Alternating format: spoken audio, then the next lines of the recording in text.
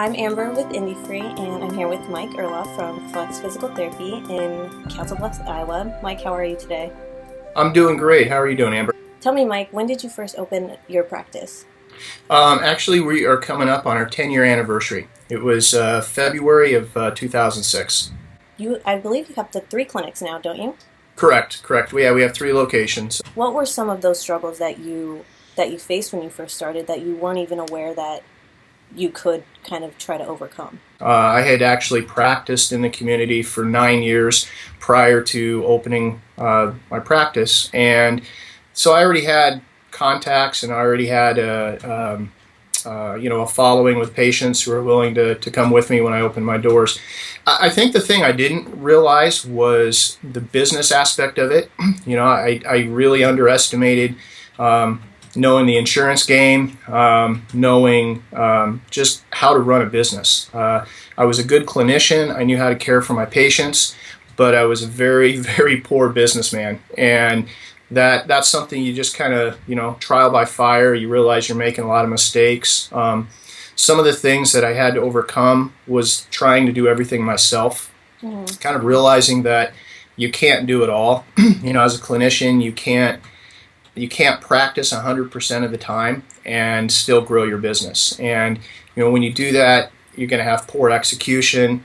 I was in a situation where I was working in the business. I was not working on the business. And so we were successful for the first few years. And then things started to change, both insurance reimbursement structure and other things. And I could see the revenue starting to decline. And I knew that I had to do something a little different because, I was working 65, 80 hours a week, kind of just killing yourself to try and keep your business running, and it was just getting to be too much. So when you overcame this, did you kind of take a step back and kind of delegate more? Is that how you were able to overcome that main obstacle? Exactly. I mean, that's one of the main things that I've learned in working with James and IndeFree is how to build a team, how to delegate, how to get things off of my plate, and realize which tasks as CEO and owner are the things that I need to be doing, Right. and not the as we talk about in the conferences, not the $50 an hour task or the $10 an hour task. I need to focus on the ones that are more important for the company. I think that's great that you're able to recognize it and work on Yeah, it.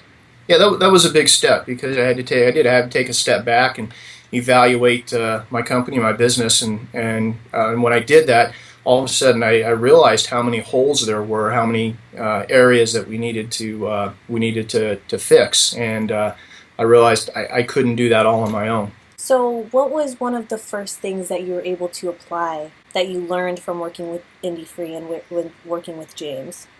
Well, when I went to my second conference in March of 2013, I think it was down in Dallas, Texas, actually at that conference, and that's when I signed on with the partner program with James and started working with him one on one, which completely revolutionized my practice and really helped me help me get to that next level.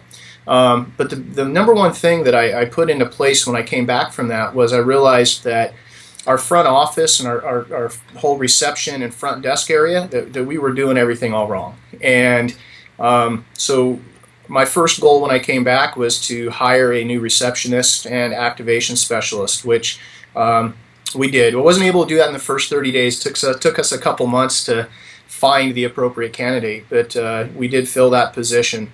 And then my other goal when I came back was to retrain my front office staff, which that's what I focused on when I came back. And how did it change your clinic? Well, it completely changed our practice in my clinic. Changed the feel of it. Brought more life. Having the right person up front makes it a lot more enjoyable. It's one of the things that you learn when you start working with IndeFree is that receptionist position is the most important position in your company. That's the face of the company. That's the first person that most of your patients are going to have contact with. And once I did that and I got the right person in that role, we saw our patient loyalty start to increase. We were, prior to that, our patient loyalty was running about 20 to 25%. Once we got somebody up front who was good at the job and was trained, we saw that increase. Now we're averaging a patient loyalty of about 45%. So, we're having a lot of repeat customers, but more importantly is we're having a lot of our current patients who are referring friends and family, which is really helping our practice to grow.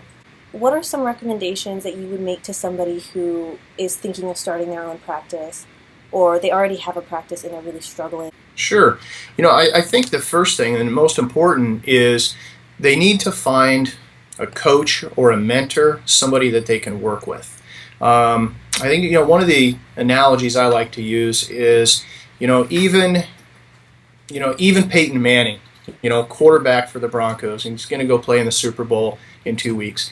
Even he has a coach that he works with. Even he has somebody who gives him advice and tells him what he's doing wrong, and helps him to be able to correct those things, because a lot of times you don't see it yourself. You don't realize the mistakes that you're making, but somebody from the outside who has some experience, in running a business can certainly help you in that respect. So, whether you find somebody who can mentor you along, somebody that you can talk with, or somebody who can actually coach you along the way, like what James does, that's critical. I think the other thing is developing a network of other private practice owners that you can bounce ideas off of, that you can share information and help each other along. Because a lot of times they are sharing in the same struggles or the same problems that you might be, and it really helps to have a network in order to pick up the phone, call somebody up, bounce ideas off of each other. It just helps you grow and on both ends, both you and the person you're networking with. And I think the third thing I would recommend would be definitely attending IndeFree conferences, getting to those on a regular basis. Getting to at least a couple a year, and then applying what you learn. Taking it step by step, picking one or two things, fully implementing those 100% into your practice, and then going to the next item on the list. And just building that one block at a time will allow you to build a strong foundation that will help you along the way. What do you love the most about working with IndeFree and working with James so closely? Well, everything. It's hard to pick it's hard to just pick one thing.